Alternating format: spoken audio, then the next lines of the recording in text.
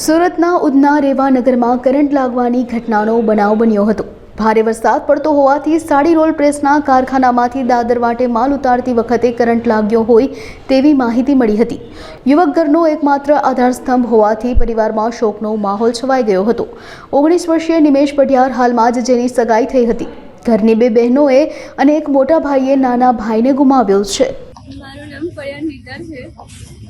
મારા પપ્પાનું નામ રમેશભાઈ પઢિયાર। ચાલુ વરસાદ હતો અને મારો ભાઈ એમ નોકરી કરતો હતો +4 પર 40 નંબર રેવા નગર સાઉથ ઓફિસ। ત્યાં મારો ભાઈ માલ ભરાવતો હતો।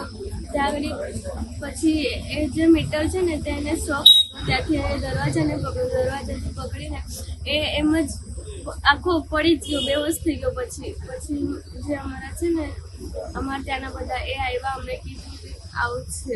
પછી એમ્બ્યુલન્સને 20 મિનિટ લેટ કરી છે। એમ્બ્યુલન્સને લગાતાર ફોન કરતા બી એ એમ્બ્યુલન્સ નહીં આવી। 20 મિનિટ પછી એમ્બ્યુલન્સ આવી।